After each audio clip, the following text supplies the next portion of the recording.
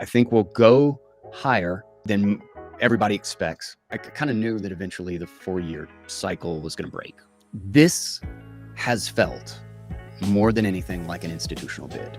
It's exactly in institutions and governments adopting Bitcoin that Bitcoin starts to settle these things again. Bitcoin can scale to 2.6 quadrillion worth of settlement without Lightning working, without a retail payment system, but it can balance out the debt markets. This feels like this cycle is that institutional bid where we're breaking into that window. We're looking at that $1.6 quadrillion and we're saying, we can fix this.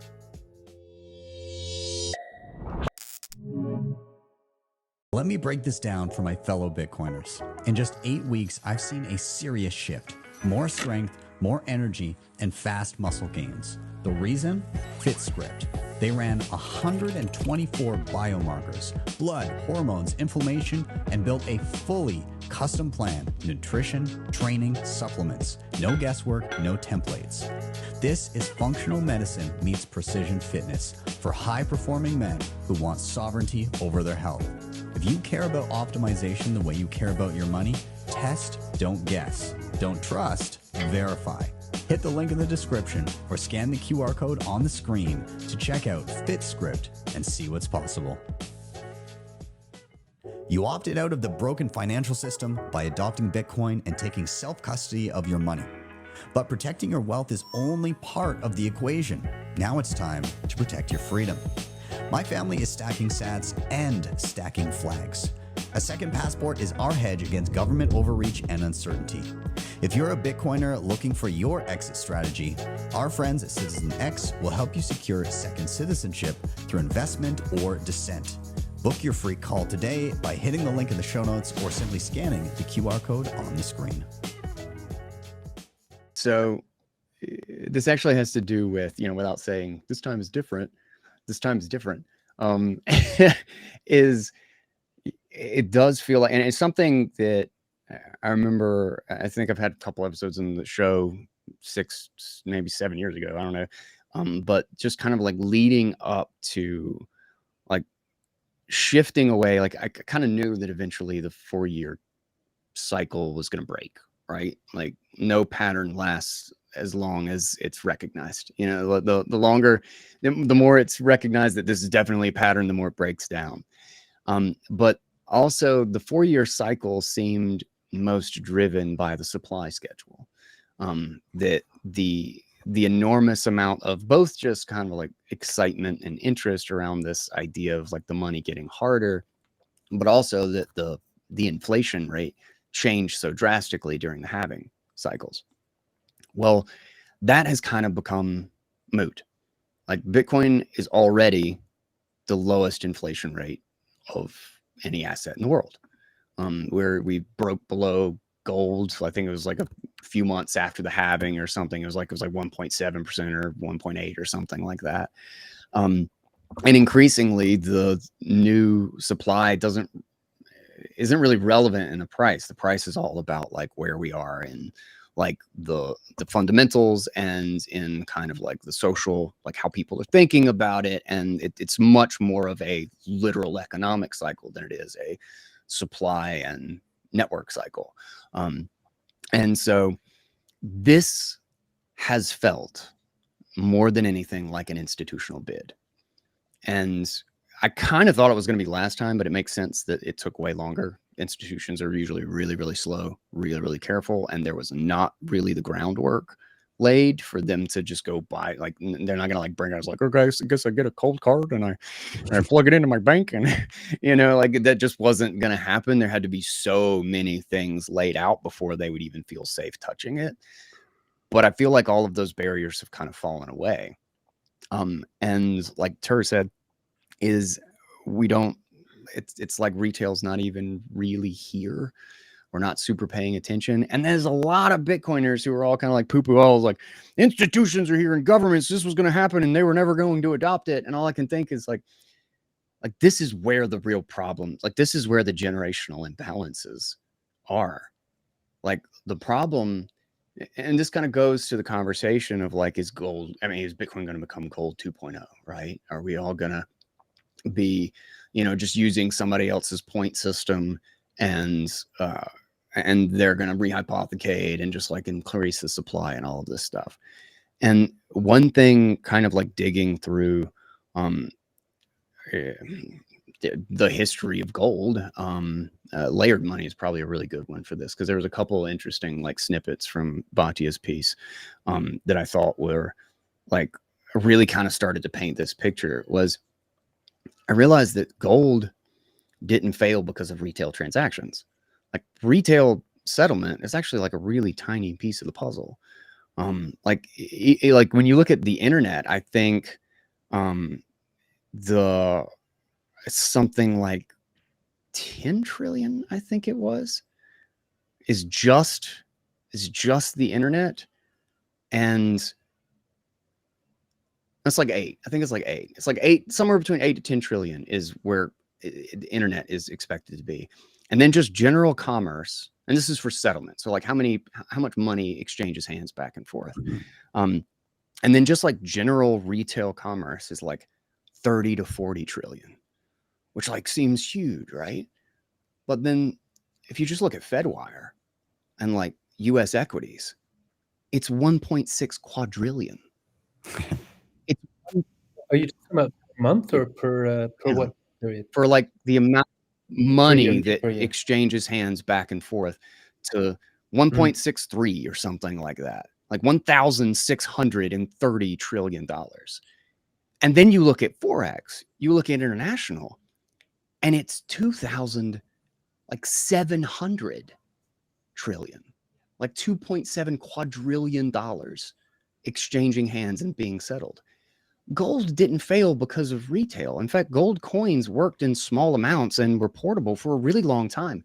The first bills of sale and like the reason the Knights Templar, were so powerful were because they settled large institutional contracts with literally like bills. The first bills of sale were like 40,000 pounds, which at the time were like like $500,000 or something like that. Like they were huge amounts, not small amounts. And the thing is that like, if you don't have, like, money is a weighting system. If you can't, and you're only actually weighing it if you settle, if you're actually done with the transaction, if what you're putting on the other side is a real thing. And the thing is that gold sucks when you're talking about $1 billion. How in the hell do you settle $1 billion transaction in gold? You can't. It's easy for me to settle a $30 transaction in gold. I can carry it around in my pocket. But you literally need a battleship to settle $1 billion transaction. Not to mention 600,000 of those in gold. Like, you can't. Gold settled $1 trillion total. That includes jewelry. That includes like infrastructure and putting it in cables or whatever. The best it can do, in between governments and everything, is $1 trillion. Bitcoin settled roughly 3 to 4 trillion. If you just look at like blockchain, it's like 4 and some change, but most of those are like to your own wallet, right? Gold failed because it couldn't work, because that 1.6 trillion, 1.6 quadrillion, that 2.6 quadrillion, these massive bubbles with these little like retail and gold and Bitcoin underneath it. These things have no weighing mechanism. The only thing on the other side of that balance is, I have some gold, or I have some dollars. I have some dollars to weigh against these dollars, which is not a measuring system at all. It doesn't mean anything. And if dollars are just being printed out of thin air and debt is being just issued endlessly, then our measuring system is self-referential. It doesn't mean it's complete nonsense. And this is where you get the imbalances, where corporations get debt at 0.5% and 1%. That makes no sense. Who would ever loan their lawnmower at 1%? You wouldn't rent that out. The thing's going to lose $1,000 in value for the year, and you're going to get paid $15. Like, no resources are available for rent at 1%. But you can do that with finance. You can do that with almost $1 trillion to a bunch of giant corporations that literally it's not about like individual transactions and like I can't settle my milk or my coffee. It's about the fact that corporations own businesses at rates that no one would ever give them the business. That they're getting access to money that is literally imbalancing generations. That is why we owe with debt, owe with interest, the continent that our forefathers conquered. Like we don't own anything. We rent our entire lives. And this has happened across the Western world. That is the area. It's exactly in institutions and governments adopting Bitcoin that Bitcoin starts to settle these things again. And it's already proven that it can do 4 times better than gold does today. Sure, gold's $20 trillion, but what the hell's that worth if it only settles $1 trillion? Bitcoin's worth 2 and settles 4. Bitcoin can scale to 2.6 quadrillion worth of settlement without Lightning working, without a retail payment system, but it can balance out the debt markets. Like just multi-sig alone makes it worth $200-300 trillion in a market of collateralized debt. Like you can have entire generations that aren't cheated out of their future because interest rates are going to be real because you can buy Bitcoin and not think about it. You don't just have to run on this which debt do I choose from which fiat. You actually have a foundation to stand on. You have a bedrock that says, I don't really have to play. I don't really have to play if I don't want to. Give me a good interest rate or I'm just not going to be there. You can exit. And that scales value. That scales trust and that scales settlement. And that works globally. And it's going to work for small governments and medium governments, and it's going to work for large governments, and it's going to work for small, medium, and large institutions, and it's going to completely change the nature of the big things because they are going to run up against a wall against their fraud, their cooking of the books that they've been able to do for a century, and they're not going to be able to do it anymore because the price of Bitcoin will reflect everything every time they try. And the bigger it gets, the better it gets at it. And that's going to fundamentally change how society moves. Like who owns what in what country, which government. We're going to go from like the fiat dominant power is just the one that runs everything. And everybody is just kind of like they're powerful only to how much the big dog, wants them around to actually a dynamic of power again. Where the second guy is actually second most powerful and the third guy's third most. And 10 guys who are kind of mid-powerful are actually going to make a huge difference because their whole countries can't be rug pulled on the global financial system. They can build their own and they can leave and they can say, you know what? I don't really want to play your shit anymore, West. I don't want to play your shit anymore, BRICS. Like we can start our own thing. We can build our own stuff and make our own agreements and do our own trade. It becomes an even playing field, a fair game where everybody's actually playing the game rather than everybody's trying to get as close as they can to the referee who has the most power, who knows the owners, who get to issue all the points. And this feels like this cycle is that institutional bid where we're breaking into that window. We're looking at that $1.6 quadrillion and we're saying, we fix this. Like this is starting to happen. And there's a long way to go, but Bitcoin as it is today fixes gold's problem. And we still get, and Bitcoiners are still just going to sit around and they're just going to be like, I can build a better payment system. I can build a better multi-sig. I can build a better Nostr. I can build a better pub key and pair and peer-to-peer. And so we just have to fight. We just have to outpace. We have to scale the tech faster than they can scale the value. And we still get everything we want, and it finally puts sound money at the center of the world. I love that.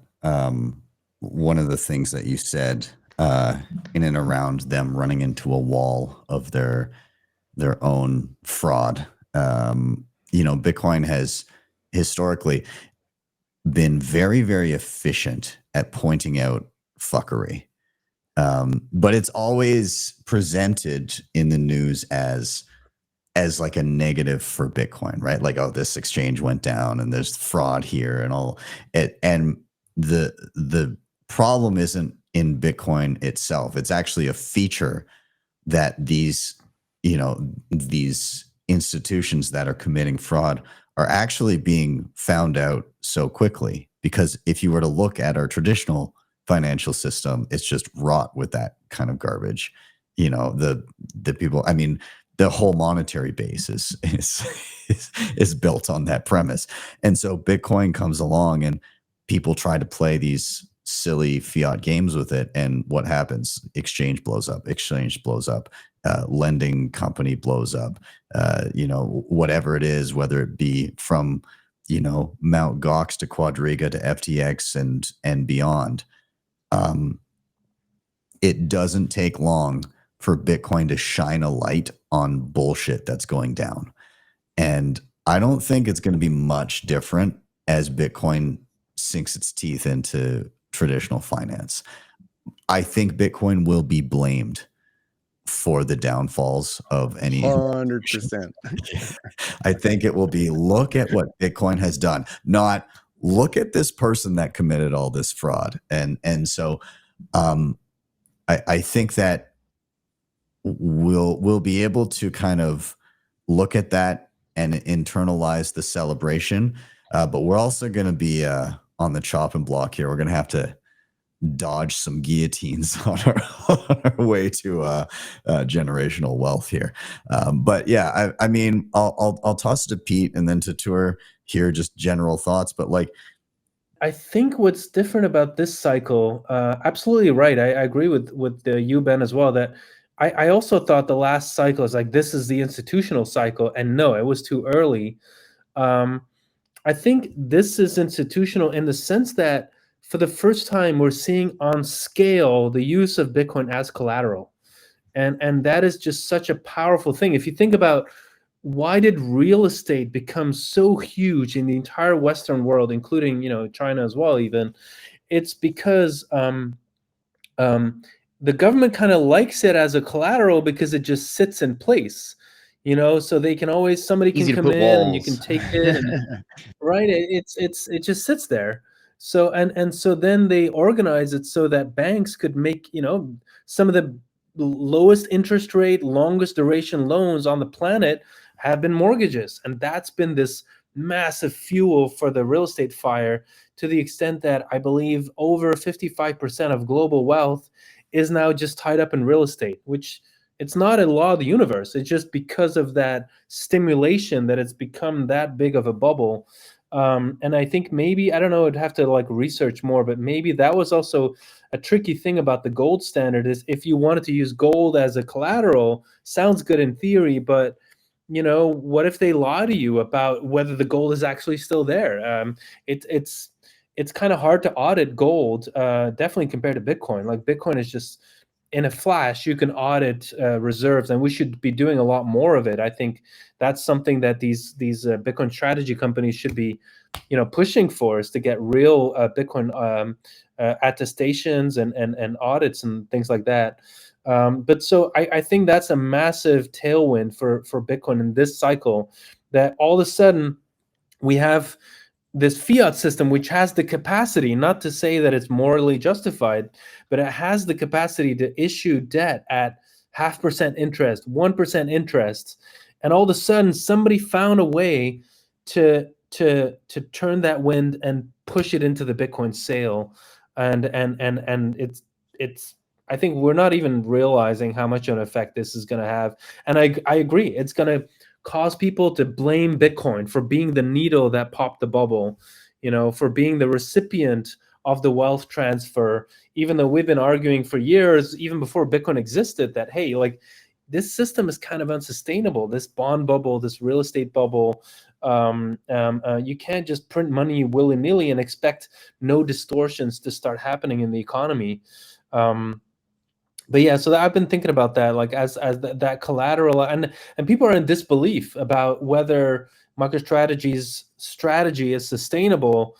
I think it is in the medium term, because the bubbles are so ginormous, and we have these institutions that just need yield. They need to earn some interest, and it's becoming incredibly hard to do that with government bonds. They're crashing. So where are you going to beat? How are you going to beat the inflation if you have all these restrictions where you cannot be invested in very volatile assets? Well, then you're going to have Bitcoin companies that kind of convert their volatility into yield and sell it to the rest of the market. But I do think just generally this cycle is it's going to be really interesting because retail will eventually get there, but I think this is going to be a much longer stretched out cycle. And I think the leverage will be worse because we'll enter into the space of banks have 0% reserves and large institutions are going to leverage like the fiat leverage that they're used to leveraging. And when that finally, I think will go higher for than everybody expects. Maybe even quite a bit higher. I mean, predictions are predictions, like whatever. But I also think it will be pretty rough. And I kind of suspect, Bitcoin loves to destroy cooking the book, like institutions that cook the books. And probably, historically, they only last about 6 months in Bitcoin. Well, they've lasted like 50 or 60 or 70 years in fiat land. And I think we will likely see one of the really big ones have and maybe it just ends up being an extraordinary bailout. Maybe that's what it is. But I think somebody big will get hurt significantly by Bitcoin because they will think the game is the same and the game will be different. Side note, can you imagine the God complex that being able to front run for 60 years would give some of these institutions? Yeah, dude. They are not going to think that this is, this is a kink in their plans. They're going to think this is something that's going to make me even better at this game. And the hell if they're going to change their ways. They will change their ways one bankruptcy at a time. So by the way, I remember BlockFi hired the risk guy was a guy from Wall Street. I remember I talked to him back in 2017. Good job, guys. Yeah, we did it. He has his thumb on the pulse of risk, we can see. But because of that, we will probably have a really long bear market too. So I would say get ready. We have the best of the best and the worst of the worst, and there's gonna be a lot of baptisms this next round. So it's probably gonna be wild. That's just my prediction. Hey, you. Yes, you watching the Bitcoin price movements and the latest exciting news.